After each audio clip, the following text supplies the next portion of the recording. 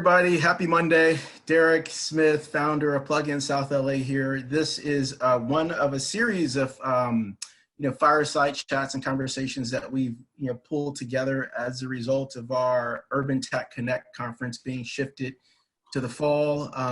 Today we have a few people present.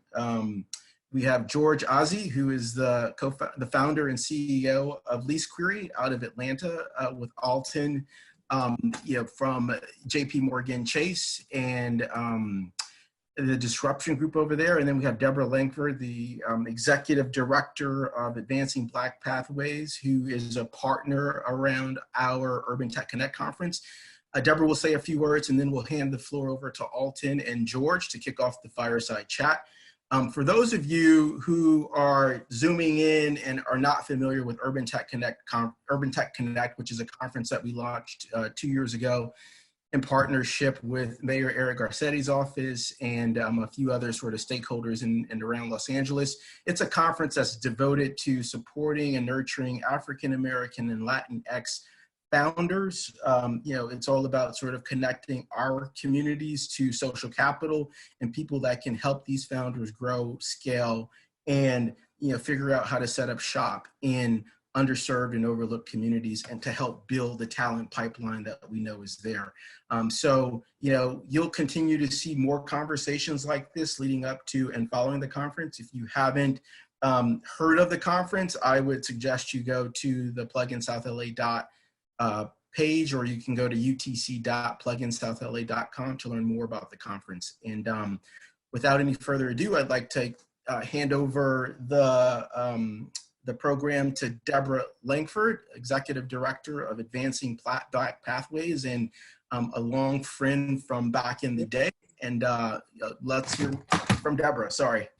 Sorry about that. No problem. Thank you, Derek. And kudos to you, for the commitment and the vision to do the Urban Tech conference. I knew about it before I joined JP Morgan Chase, and so I just wanted to give you a kudos. I think we can all applaud in our own way. So I am the Executive Director of Advancing Black Pathways, launched in 2019 simply to invest in Black individuals, families, and businesses so they share fully in economic growth. We have 3 pillars: careers, education, and wealth.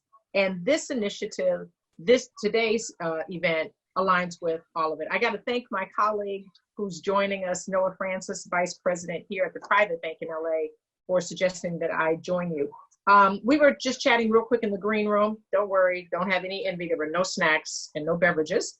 But we were talking about our education concept that many of you would have seen, the Show Me Your Walk HBCU edition, which JP Morgan Chase sponsored so that graduates of HBCUs, 79 of them, could enjoy a celebration of that milestone, over 25,000 students. So when you're talking about a program, we are activating on our commitments. The other thing that I want to share with you is that we have a press release that went out last week, something that again aligns exactly with what Derek was saying, is we're launching Advancing Black Entrepreneurs by Chase for Business. And what we're going to do is it's going to really be curriculum and content so that Black business owners can know what they need to do to survive, to revive and thrive their business. And we decided to partner with 4 amazing organizations: the National Urban League, Black Enterprise, NSMDC, and the U.S. Black Chamber of Commerce. And so I'm super excited to be joining you. I'm super excited because it's all aligned when we're talking about innovation, when we're talking about founders, right? We want to be the firm of choice. We want to partner with you on your journey. And so I know today is going to be super exciting. I'm so excited also that my colleague Alton is going to moderate this conversation with George. And now I turn it back over to Derek. Thank you, Deborah. Appreciate. You're welcome. Absolutely. You sort of jumping in to help with this. So I'm going to kick off the conversation or hand it over to Alton to sort of set up the conversation. And Alton, if you would just please be so kind to give the community sort of a quick overview of your background and then dive into George, and I think we're good to go. We're off to the races. as well, because I do think it's been, and I think we all agree, it's never been more critical that we, especially as the minority community, and having access to really inside capital, understanding how honestly people built these types of businesses, I think it's never been more critical. And I think we're actually we're at a pretty good time where I think not only is the world focused on it, America focused on it, but I think actually within the minority community, whether you're Black, Latinx, or whatever, we're much more thoughtful about how do we build wealth that is continuing and impactful. So I'm excited about this today's event, and actually having a chance to have a conversation with George, who's well on his pathway to doing that. So before I start, let me just introduce myself. I'm Alton McDowell. I'm a managing director at JP Morgan.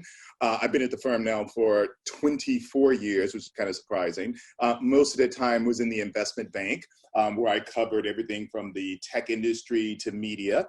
And then the last 4 years, I've been in what we call our commercial bank, so focusing on smaller size companies. And I co-head a group in JP Morgan commercial banking, middle market banking, called Technology and Disruptive Commerce. I know that's a pretty big handful, I have to admit, from a title. But what it's meant to mean is we cover companies that are growing quickly. They normally have some type of venture capital in their capital structure. They are scaling. I mean, they are growing at, not 5 or 10% a year, but they're doubling and tripling. Now, when you have that kind of explosive growth, it also means there's a lot of things that come along with it, a lot of good, but a lot of challenges, whether there are simple things like banking services, or who do I go to for my next round of funding? Can you connect me with other founders in the ecosystem that may be beneficial to my growth profile? So our jobs in covering those types of companies all across the country is really to help you scale, help you grow. We're in 22 cities, so I have bankers across the country. And what makes, I think, JP Morgan interesting is I connected founders in, I'll say, Miami with a really interesting founder or partner in Seattle, because they have this interesting connectivity. Same thing with, I was a client, one of the companies I actually love in LA. It's a Black woman founder called Koya, Maya French. Love them to death. Literally am like a biggest fan of the product. But then, we'll do things where we'll profile them on the JP Morgan homepage about their journey. So it really is, how do we help these companies when they get to a certain scale, grow, continue to grow, and make the connections? And so that's kind of what I do at JP Morgan. What I'll do is now, let me turn it over to a little bit, before we get into some questions and answers with George, is to talk a little bit of George about obviously your business and your journey as an entrepreneur, because I think that's what everybody obviously is really excited to hear about.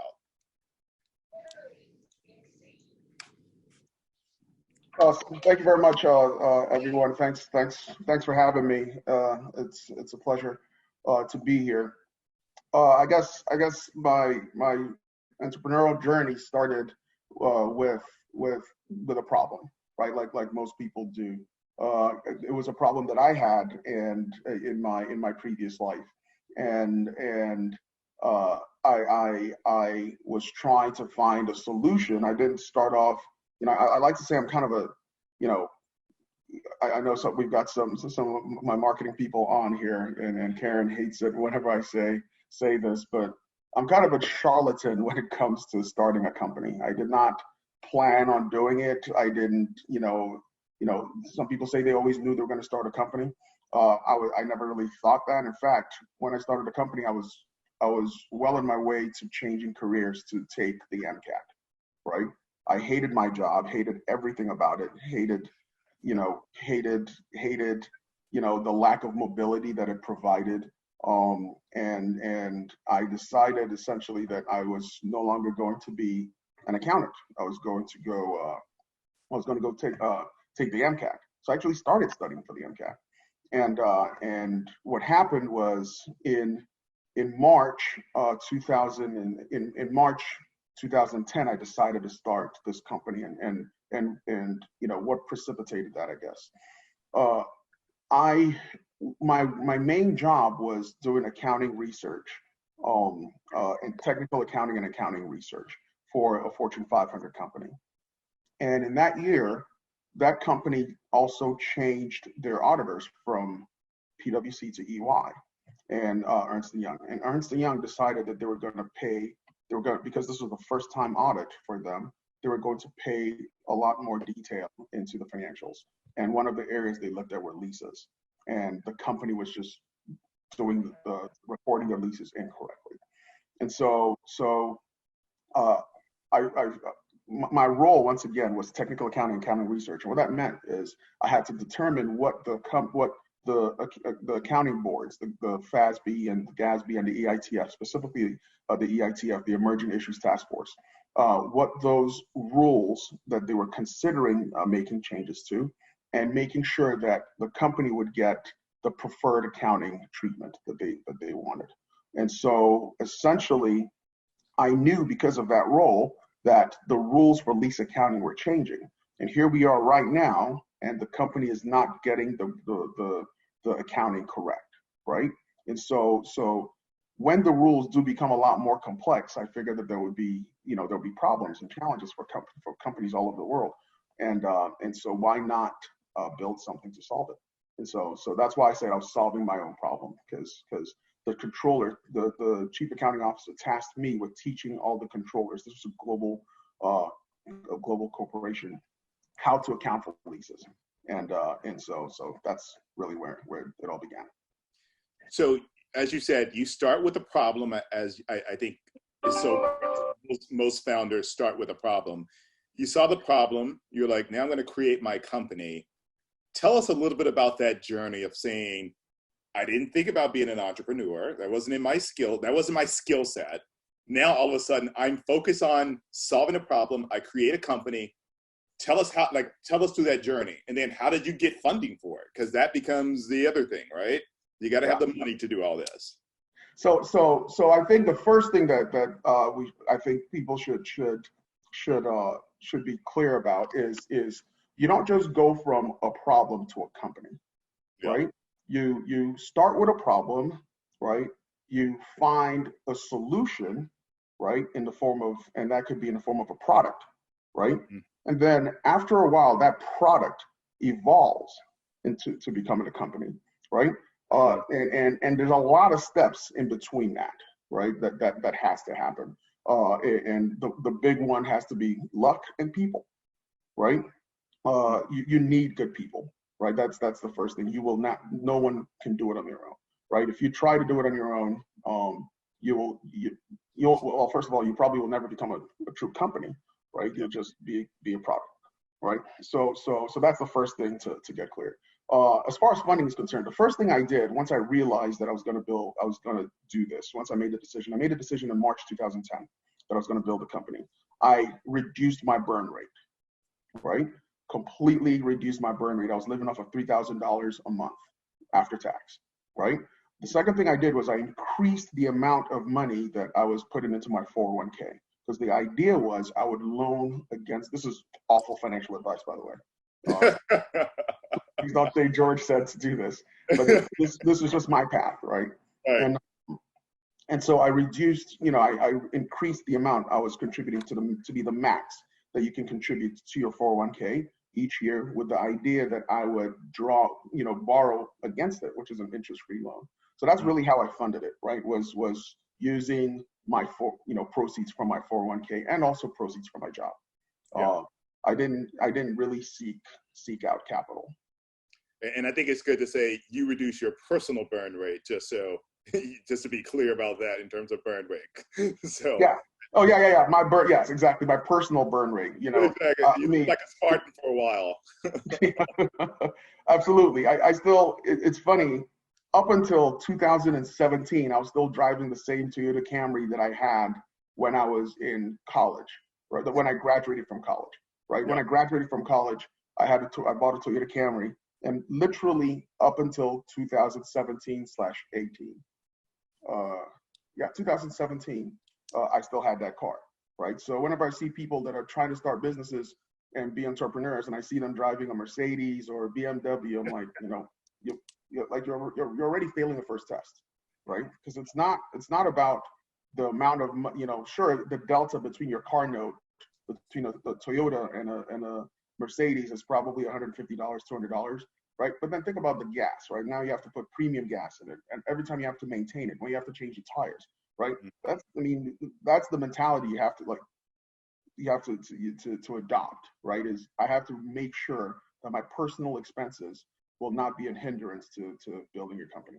And I think that it is funny. I was listening to something on CNBC today because I think Elon Musk officially, kind of passed. I can't remember who he passed on the billionaires list, but the whole point was he still drives the same kind of old car. He was sleeping in the factory at Tesla to make it happen. Warren Buffett is who he passed.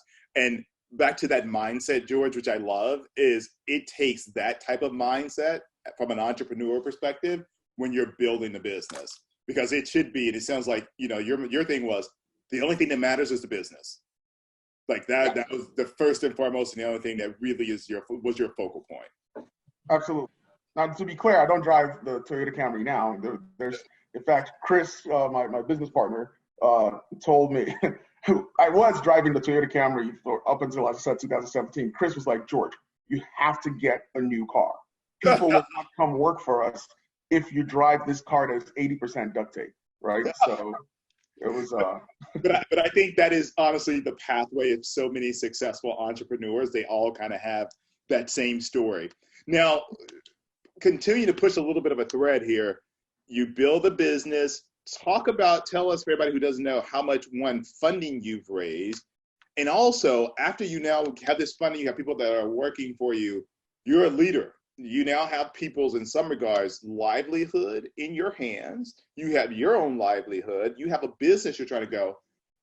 After you talk about like the financing, talk about leadership and what that journey was like.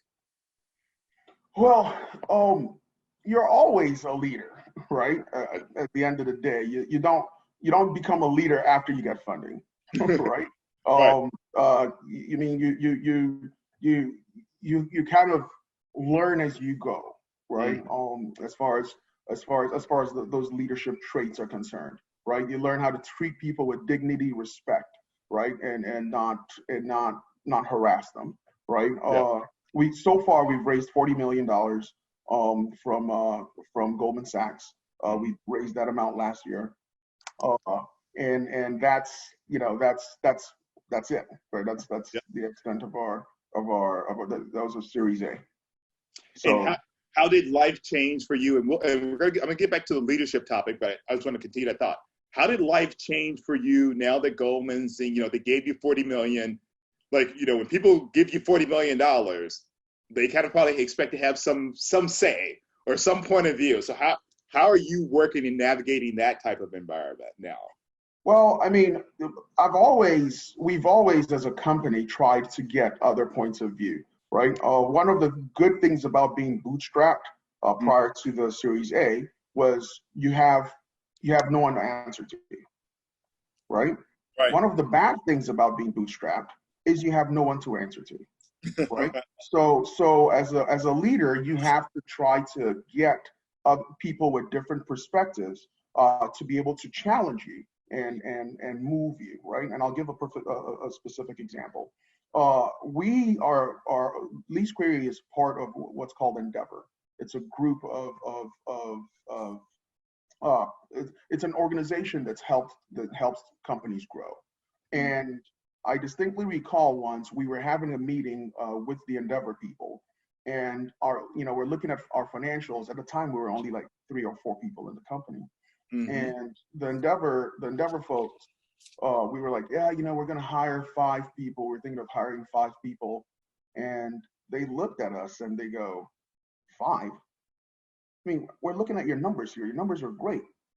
Why 5 people? Why not 50? Right? Yeah. And we look at each other. Chris and I look at each other. We're like, yeah, why not 50? Right? And we're riding down the elevator and we're like, okay, so if we have to hire 50 people, what is the next step? Right? We can't interview 50 people, so we need to hire a recruiter, right? I mean, and so my point is, those are the processes you go through from having a product to building a company, right? Mm-hmm. And you need that outside counsel, mm-hmm. right? And so what Endeavor did for us was we had an advisory board. So once again, prior to Goldman prior to our Series A, we did not have an official board of directors, but what we absolutely did have was an advisory board, right? Mm-hmm. And in one way, shape, or form, I've always had that. When I started the company, when it was just me, I had an advisory board filled with Sal and Sarah, who is the managing partner at Crow, had Walter Bowles, whose son Russell Bowles and whose daughter Rachel Hershberger now work for us, right? It had Chris Ramsey, who is our CRO and my partner. It had Andrew Jones, who was our general counsel, right? I'm talking, this is before I built anything. I had this advisory board in place, and they have all continued to help give us guidance. The point I'm making is that Series A, all of a sudden, didn't just me now. I have this new group that I have to, that I seek out counsel from or talk to. I mean, it's just an extra person in the room, right? That you always want to have anyway. And it sounds like, and before your you had a pretty impressive advisory board. What were the things that they would advise you on? Because I got to think many people on our Zoom won't have high-powered names like you just rattled off for sure. But like, what value did they provide? Like, what ideas were you kicking around? Because I got to think many people, if you're just starting this, you're like, I don't even know the questions I should be asking. So those are not high-powered people. I mean, they're just people. Like everybody, you know, people in your network that you know is smart, right? That's all it is. It was just people in my network that I said these are smart people that I value their counsel, and each of them had a role to play. My brother was a part of that advisory council. He's a patent attorney. Chris was part of the advisory board. He knows enterprise sales. So whatever it is you're trying to do, just look for someone within your network that has that's good at that thing, right? And just talk to them, right? I mean, it doesn't have to be anything formal. For me, I hated talking to Chris. Hated because automatically I would have like 20, 30 things that he would tell me, you need to do this, you need to do this, you need to do this, but I didn't shy away from it, right? I hated talking to Tommy. He's now our accountant, right? And so because every single time they would give me a list of the things that I needed to do. So my point is, you don't need to ask the questions. They will kind of tell you, right? If they're really good at what they're doing, they'll tell you, okay, here's something that you need to watch out for. I mean, I never really call. If I were calling Chris to ask him, I didn't even know what I knew, right? So it's just picking up the phone and having a conversation. But once again, though, these have to be people that you trust, that trust you, because it's a commitment, right? And so another thing is also you should be careful what you listen to, right? Some things will work, some things won't. No, that's a very good point. And I also think, just for everyone on the Zoom, why things like what we're doing here, and even just to plug in LA, you guys, your organization, you'll be able to meet people that will be your advisor. If you don't have somebody because depending on where you come from in life, you may not have somebody who's really smart at the accounting or really smart at the marketing, but through this organization, all of a sudden people can connect you to other people. And so, as George was saying, having that advisory board that can literally say, have you thought about this? Have you thought about this? That's why I think what Derek has done is so important, because it creates these types of opportunities to ask these kind of questions. Now, George, you're going on a great path. You hire 50 people. So now you got a different leadership kind of challenge. I had a conversation. We had a big offsite, and we brought founders in from all over the US. And I remember talking to some of the leaders, and they said, some of the bigger leadership challenges came when they started hiring people. So let's say your first, and for some reason they say it was increments of kind of like, almost like 10 or 20. Your first 10, you knew everybody, it's fine, you could deal with issues one-to-one. All of a sudden, once you got to 20 or 30, now I need to actually start putting people I need somebody to manage this cohort and this cohort and this cohort. And now I'm not as proximate to all the employees as I was before. Talk to a little bit about now, all of a sudden, in terms of, one, how many people do you have working for you now? What were some of those leadership challenges you kind of went through as you were, again, going from, to $40 million Series A investment and beyond? Yeah, so I think it's funny. we experienced so much growth that every quarter I felt like I was the CEO of a different company, right? It was very challenging. Right now we're at about 150 people post COVID, and we're still hiring and investing in our engineering, in our product, and our customer success. So yeah, you're right. It's different when you go from 20 people and you know everybody to even 50 people. I know everybody at 50 people, right?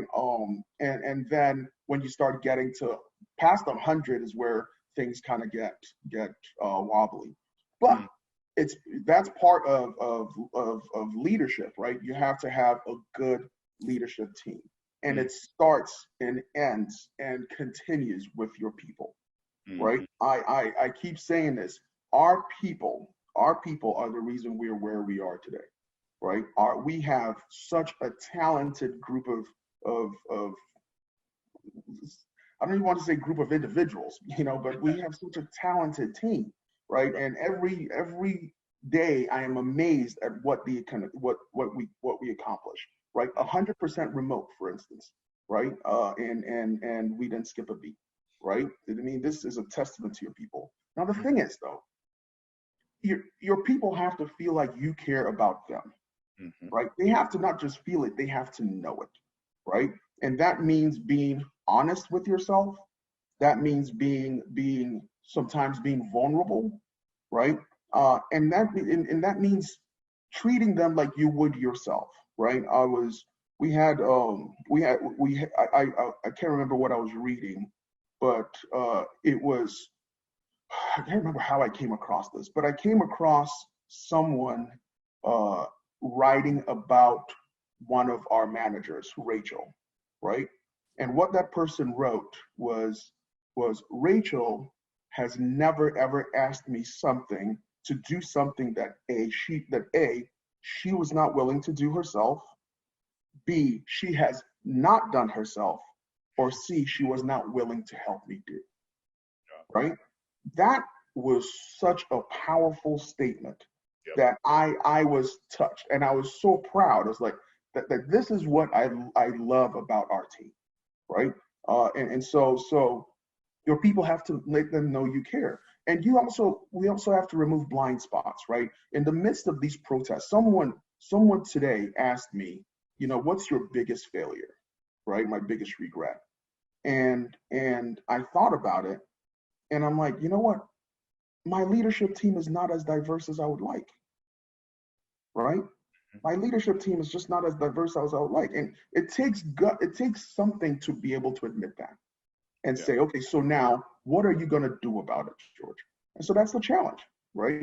So my point is our people just need to, we as by we, I mean, the LeaseQuery leadership team, we always need to just communicate the fact that our people are first, second. I mean, because if you don't value your employees, then your commitment to your customers is empty. Yeah. No, that's a very good point. I know I find that having a group of, again, 60 plus or so people spread across 22 cities, and I will tell you, it's hard because back to your point, most of my team is not nearly as diverse. I mean, you have the co-head, obviously clearly being a Black man. And so dealing with George Floyd, people were expecting me to be the vulnerable person, talking about your experience, which I will tell you, which is something I was not comfortable doing. And especially the younger generations, because actually they expect, I want to know what you think. What is your view on social justice? I want you to tell me how you're thinking about it and what we're going to do. And I mean, I'll tell you, I'm almost a 50-year-old man, and I'm from Texas. And it's not like I grew up and my parents were like, oh yeah, we got to make sure because we have all this generational wealth. You say whatever you want to. Like, no, that's not the world in which I ever grew up in. So now, from a leadership perspective, being able to talk about, no, there absolutely are injustices. I will tell you the injustices as a Black man that I've experienced over all of my 20 plus years on Wall Street, things that were not right. And so it goes back to, I agree, being vulnerable, which tends not to be that, at least it was not easy for me, especially coming out of the old investment banking model, where it's like, almost like my mom and dad, do as do as I said and do as you are told. Do not have all these opinions. So it is kind of interesting. I think leadership has never been more important and valuable than I feel like it is for sure right now. And speaking of leadership, though, and you guys have seen explosive growth, as you were saying. I mean, you are clearly trending pretty amazingly. How are you, and over like I think I remember read 700%. How are you going to keep it up? How are you thinking about continuing to scale the business? So I think, once again, for me, as I said, I never really wanted to start a company. I wanted to solve a problem, right? And I like to say, I don't like lease accounting, right? I don't necessarily like lease accounting. I don't love lease accounting, right? I'm not passionate about lease accounting. I'm fucking obsessed with it, right? It is an obsession for me, right? I cannot see myself doing something else, right? So that's where you start, is finding a problem that you're obsessed with solving. Now, our mission at LeaseQuery is, if we just break it down, is to make accountants' lives easier using software, right? That's our mission.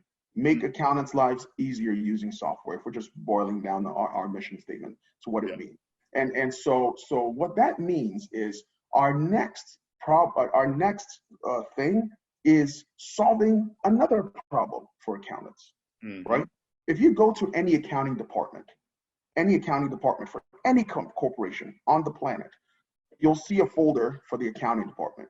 You open that folder and you'll see the different years, right? 2020, 2021, 2022. Yep. You open 2020, you'll see Q1, Q2, Q3, Q4. You open Q1, you'll see January, February, March.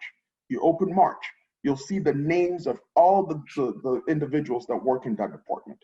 You open Jane Smith, you'll see all the spreadsheets that Jane is responsible for reconciling every month during close. One of those spreadsheets, just one, was for leases. We have solved that problem. There's a myriad of other spreadsheets there that we are uniquely positioned to solve. That is the future for us. So the point I'm saying is, it's that mindset. We're not thinking about how do you continue the growth. We're thinking about how do we solve their problems. It's a different way of operating, right? Because as long as you solve problems, people will pay you to do it. No, that's exactly right. And I was going to say, because that's where I do think sometimes many founders may say, oh, this is a great idea. But back to your point, if it doesn't solve a problem, it may be a good in theory, but it may not be practical. You can't raise money on things that don't solve problems. That's exactly right. Yeah. And that's what sometimes we on our side of JP Morgan, when we're having conversation with founders, like some of the first things I do is like, well, what's your total addressable market? So one, you've told me this is a problem. Great. How big of a problem is it? Because if you're telling me your total addressable market is $100,000, go for it. Doesn't sound like it's going to be a business. It's going to scale, and you're not going to get a big $40 million Series A. If you're telling me, if I look at all of accounting services, or like the universe of all accounting, people spend, I'm just going to make up a number, $500 billion on accounting services. Now you're telling me, now that's a universe that I can work with, because all it takes is I only need 1%, 10% of that massive universe, and I've made a lot of inherent value. I've created wealth. So back to your point of, you got to figure out a problem that people are having that has a big TAM, a big total addressable market. One thing I think would be interesting, and I would love to hear how you approach this, is also many founders, you come up with the idea, and maybe you come up with the idea, you've commercialized, you've scaled, so you created this kind of minimum viable product. You said, okay, I think now I have something that will work on this market. I'm rolling it out. Oh, great, I'm getting traction. Now I'm getting traction, I need more funding. And like I said, you went and did the Series A, you kind of bootstrapped everything. What did you go with? Like, how did you build it? Because you need a deck, right? And I'm assuming that's something you probably hadn't done before. Like, how did you get advice? How did you think about building a deck to go out and talk to Goldman or anybody else to pitch the business and how it was growing? So, we did not build a deck. Right. We did not have a pitch deck. We talked to 25 people and we got 23 term sheets, right? Wow. We and everyone really was interested. The Yep. reason I say that is this, right? Once again, we weren't trying to sell a story, right? Mm-hmm. We were the story. We just said, here are our numbers, right? What this is why people always focus on the Series A and how big, how much have you raised, and for me, those are vanity metrics, right? Mm-hmm. Those metrics don't matter. How much have you raised? Vanity metric. Really, that's not what a business is in. A business does not exist to raise money. It exists to make money. So at that point, we were already making money, which makes it easier to raise, right? So I see a lot of founders, and once again, this is just my path, right? I'm not, my path is not for everyone, right? But I see a lot of founders. They say I want to start a business, and the first thing they ask for is, how much to, like how do I go about raising money, right? And Yep. Rather than asking, well, do I really need to raise money? What are the alternative sources of funding that I can tap into, right? So if you're focused enough on the problem, as you mentioned, the TAM, right? If you're selling, don't sell vitamins, right? Sell painkillers, right? Is your product a painkiller or is it a vitamin, right? Right. If I came up to you right now and I said, you know what, I have these vitamins that I'll give you that will make sure you never have a headache again, how much would you be willing to pay for that? Versus, okay, you know what, I know you have a headache right now, and I've got this Excedrin, whatever it is, right? Ibuprofen, right? Maximum strength. How much would you be willing to pay for that to solve your headache right now versus something that will make sure you never get a headache again? Mm-hmm. Right? If you're solving people's problems right now, then people are just going to pay you to do it. And if you're making money, then investors are going to come. And the best time to look for money, the best time to raise money is when you don't need it. That is definitely the old adage for sure, especially in my old world of fixed income. I would always tell CFOs and CEOs, raise money when you can, not when you have to. Because when you raise it when you have to, you will hate the terms, I promise you. And that is actually an interesting segue, because one thing, and I like how you said about vitamins and painkillers, because I know when we are looking at companies, and obviously you have the equity side of the equation, and then we will provide the debt side of the equation where it makes sense. We look at those things back. I love how you phrase it, because I can tell if a business is going to be like you because they're selling painkillers and not just vitamins. And like your idea, like you were saying, you could say, well, wow, that clearly is a painkiller because we get what problem it solves. So you have to, like, that's how if you say, oh, how do you know a business is going to be like the next big thing? Do I know? Clearly not. But are there characteristics? Absolutely, there are characteristics. There are like the things you said, the companies that I've been bootstrapped the entire time. I actually am profitable. I don't really need the money, but actually maybe I will because I'm going to have bigger growth plans. But even if I don't take it, and yes, maybe I won't grow 708%, maybe I'll grow 200%. But I can see companies when I see companies like that who, again, they understand the business, they understand the balance sheet, they understand the income statement, they actually, back to your point, they know where they fit in the problem solution, they see markets that they're going to go into. That is when, especially as a founder, when I listen to a founder and I have to go back into our credit committee and say, here's why I think we should, from a credit perspective, invest. Because at JP Morgan, again, that's because this is probably the riskier part of the business for us, because it's either great, you have to have some equity in front of me, but it can go to zero and my loan is not going to get paid back because I'm betting on a ton of enterprise value. But back to your point, and the way, George, I think you explained it so perfectly is, if I feel like you're selling a painkiller before I have the headache, man, that is the business model where I say to myself, this has legs. And on top of that, other people are going to see it, and there are going to be other people on the VC side, like again, Goldman who's take 40 million, say hire 50 people.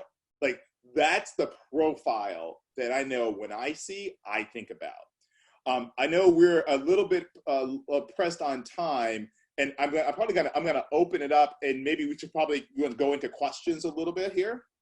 Yeah, thank you so much, Alton. I was just going to jump in and do that. Yeah. Wanted to give the audience an opportunity to ask questions to George or directed towards Alton, or anything in general. I did have one come through the chat box, and I'll start with that one. And then everyone, please feel free. You can type the questions in the chat box. I'm happy to read them out for you, or we'll give you the option. If you click on participants at the bottom of your screen, there will be a button in the middle there that says raise hand. If you click raise hand, it'll give me a notification that you have a question and that you're willing to turn on your video and to turn on or unmute yourselves and then ask your questions straight out. But first, we got a question from Nadal earlier. How do you structure, this is probably for George, how do you structure stock for your advisors? That's the beauty of it. We did not give them stock, right? Once again, these are people that, people inherently are good people and want to help, right? All you have to do is ask, right? And so no, none of these advisors did we give stock to. We didn't need to. They were just people smart that wanted to help, right? There was no stock.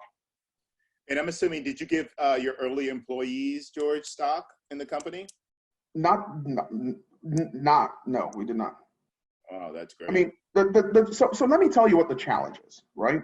Let me tell you, why. That sounds odd, but let me tell you why. We were an LLC, right? And stock obviously comes in forms of, for C Corps, right? So that would have been such a huge, legal, so these are early employees, right? What we made sure we did was we paid them, right? We paid them. But the legal challenges that we would have had to deal with, legal bills, right?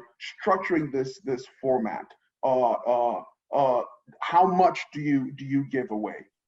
How much you give, leave for those are things I just didn't want to think about, right? Mm-hmm. All I wanted to think about was, how do I get a customer? How do I get a customer? How do I get a customer? In the early stages, that has to be your 100% focus. I'll say another thing. Pitch competitions, I hate them, right? I did one pitch competition, and the people that were judging the pitch competition, I looked at, I was like, I want to be bigger than these people, right? Like, I want to be bigger and better than them, right? And yet I'm here early and I'm pitching, and the questions they were asking me were so nonsensical that I'm like, I am wasting my time trying to tell them that I have a good business. The pitch competition you need to win is one to a paying customer. That's it. That's the pitch you need to be really good at. Not, battles and all this stuff that I always see. Anything that's not getting you a paying customer is a waste of your time. So that, figuring out stock, compensation for employees, all that stuff, early stage, no. We were selling, trying to get in front of as many people as possible. Now, in the future, are we going to do that? Absolutely, right? Yeah. But once again, it's dealing with what are your priorities. I think that's the best way to put it. Mm-hmm. And what I also find interesting, because your path definitely is, I think, unique and really exciting. And one thing we have at JP Morgan, depending on the stages people are in, we have a ton of, in our, especially private bank, where we have people who help companies structure the equity in terms of how do you dole it out to the various employees, especially after you raise a pretty big series, and then you bring in the institutional capital. How do you incentivize? Because sometimes to get the talent you need, especially depending on the stage, you may have to have some incentives associated with more options. So we try to pride ourselves in help thinking through all those maturations as companies grow from, call it $0 to $2 billion, right? That's a pretty, you're covering a lot of ground there and a lot of different challenges. Absolutely. Okay. Next question. Yeah, anyone else from the audience have a question for George or Alton? You're welcome to just unmute and turn off your video if you have one. One thing that I think we were talking about with you, Alton, before this might be a good question for you to kind of answer. What do you think separates a company from a no-brainer for funding, yes, sign off, we'll do it, versus something that's not quite ready or does not quite make the cut? Well, it's funny. It's kind of like what like George's company would be like a no-brainer.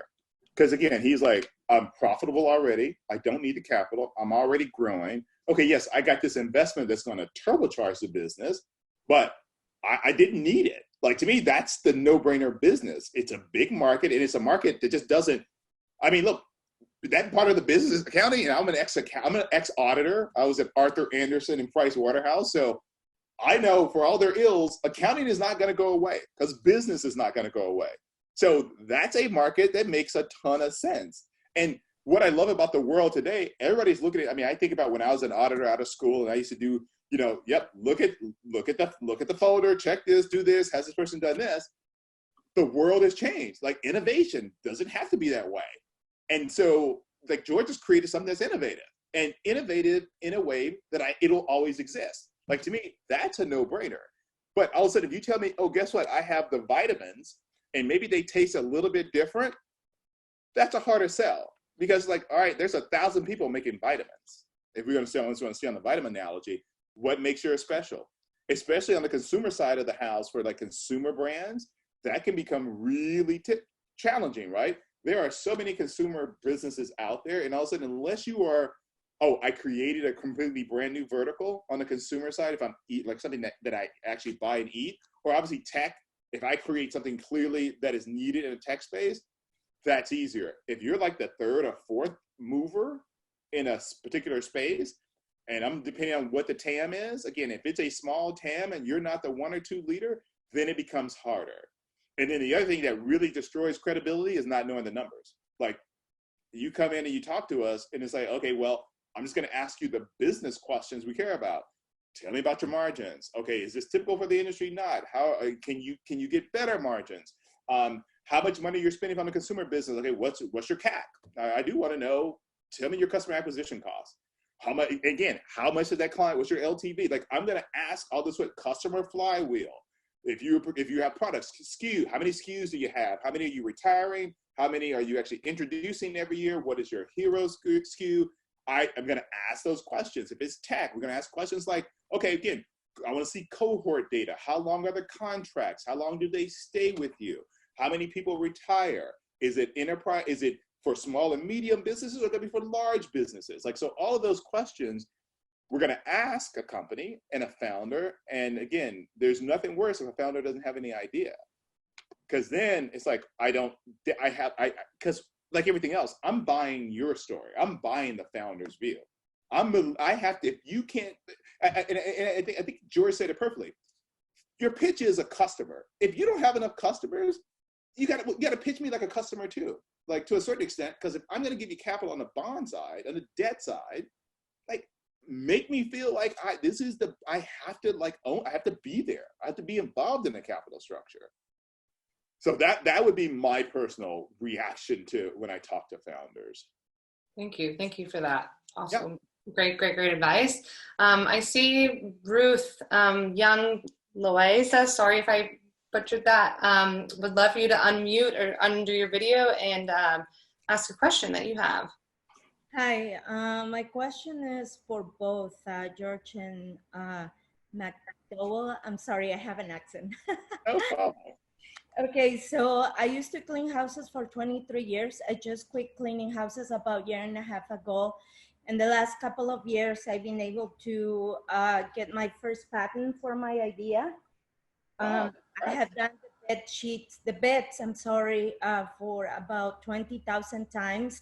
I had my first trademark finally, and I just got my first order about then before of the COVID-19 with Mike Lindell, the guy from my pillow. Oh, wow.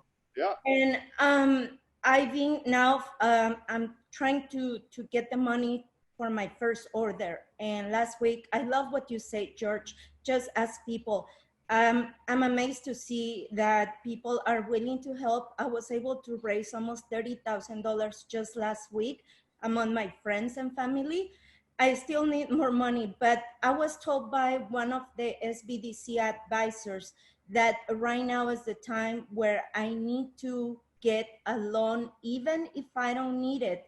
And I've been wondering, do I really need to get a loan. My friends, actually, my family have told me that they will not charge me any interest, and they don't, honestly, this is what few of them told me. You don't need to worry about giving me the money back by certain time. So I told this to my advisor, and he's like, well, my advice is that you raise money right now, even if you don't need it. And I was like, okay. So what is your advice? If I'm able to raise $50,000 and I don't need to worry about paying interest or paying it back by certain time, do you still will advise me to get a loan? George, I'll let you go first if you want. Well, you just handed me a loaded shotgun. That's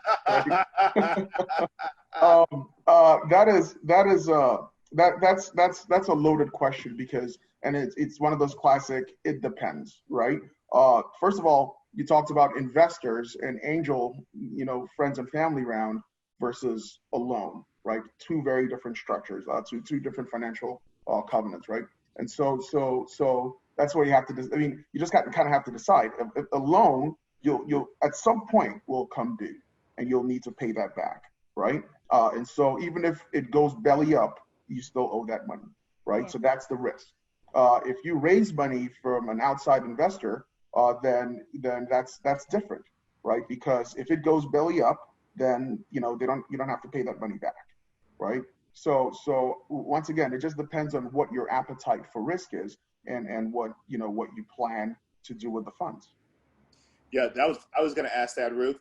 First of all, if you raise $50,000, tell me how you're going to use it.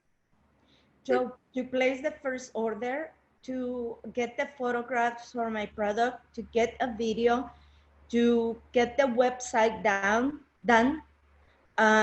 So I have all of this happening very quickly. Mm-hmm. And so my bed sheets are innovative, and I was targeting the hospitality industry. I created. So real quick, Ruth. So have you considered asking them to pay you first?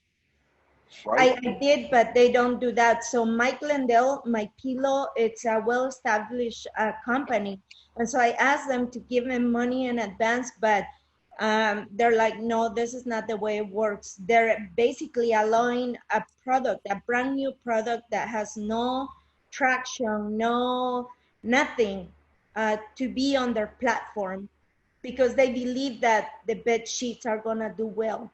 Is he asking you part of the company? I'm sorry? Is he asking you for part of the company ownership? No, I'm gonna pay 25%. It's like a consignment order.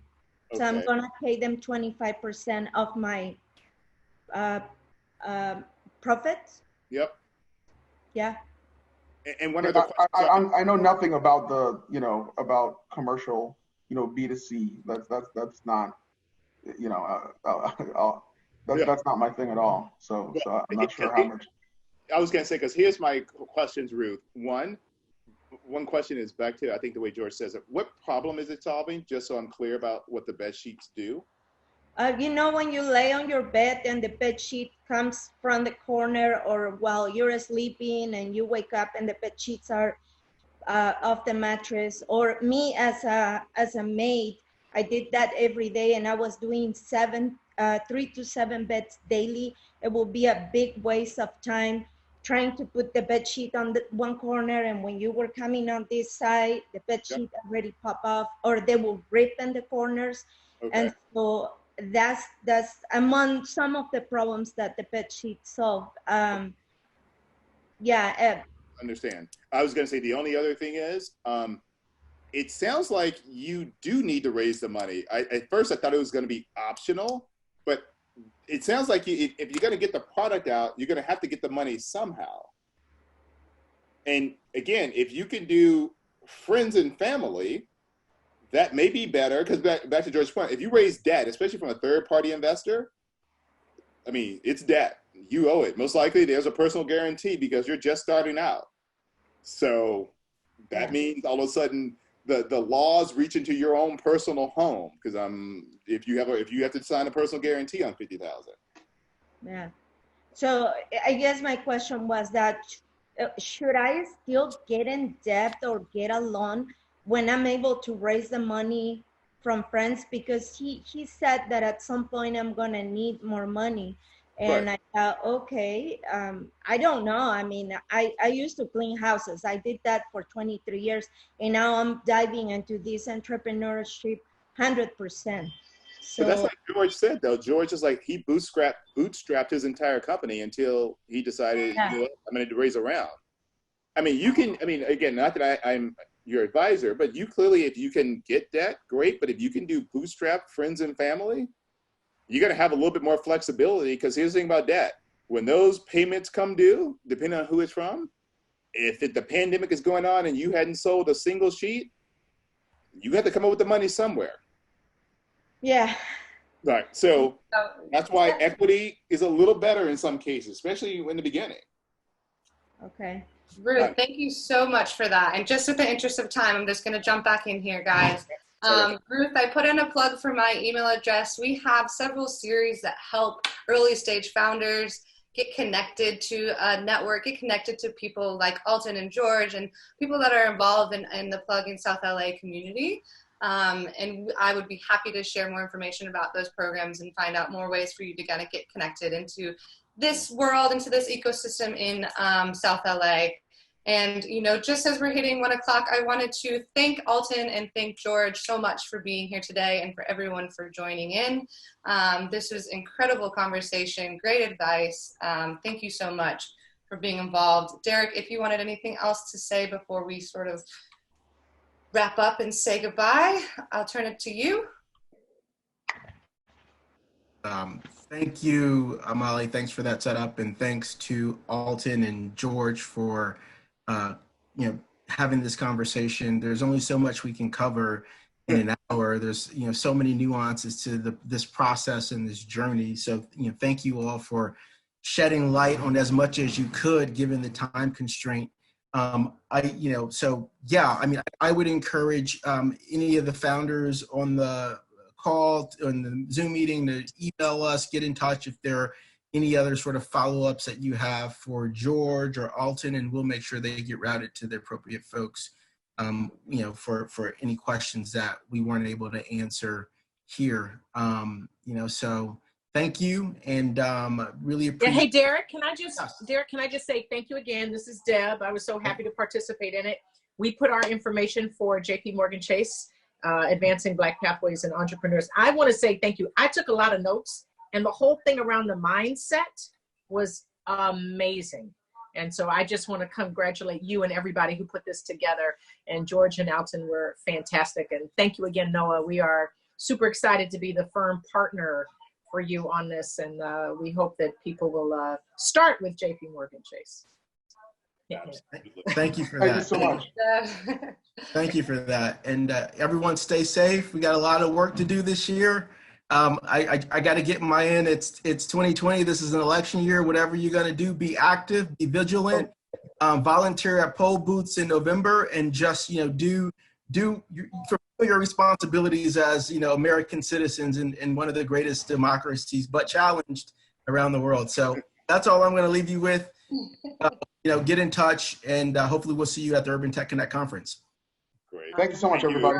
Thank you for having me. Bye-bye. Thanks.